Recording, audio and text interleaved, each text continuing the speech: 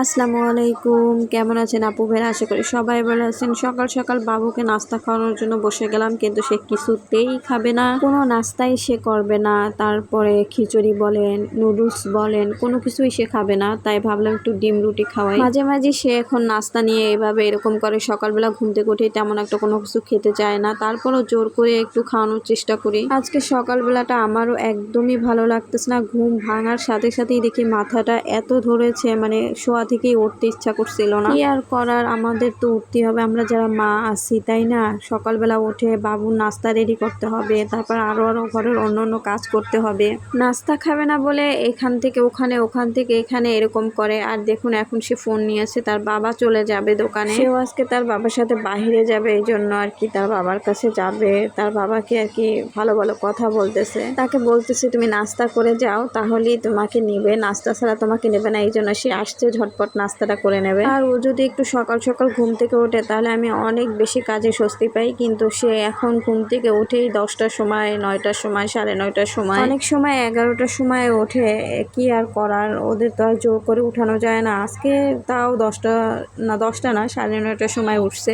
আজকে একটু তাও তাড়াতাড়ি উঠছে।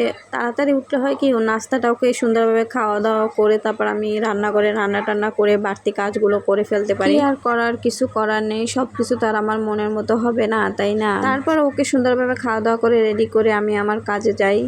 আজকে যেহেতু আমার শরীরটা অনেক বেশি খারাপ, কারণ আমার প্রচণ্ড মাথা ব্যথা করতেছে। ওষুধ খেয়েছি কিন্তু তারপরও মাথা ব্যথা কমতেছে না। তাই ভাবছি ওকে খাওয়া দাওয়া শেষ করে, কিন্তু ও আজকাল বড্ড বেশি খাওয়া দাওয়া নিয়ে প্যারা করে, তাই ও খাওয়াটা শেষ করে আমি রান্না করে চলে আসলাম।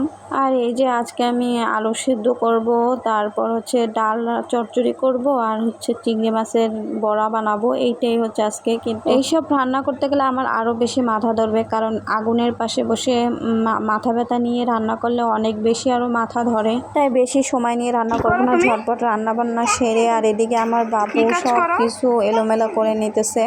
হ্যাঁ, কি কাজ?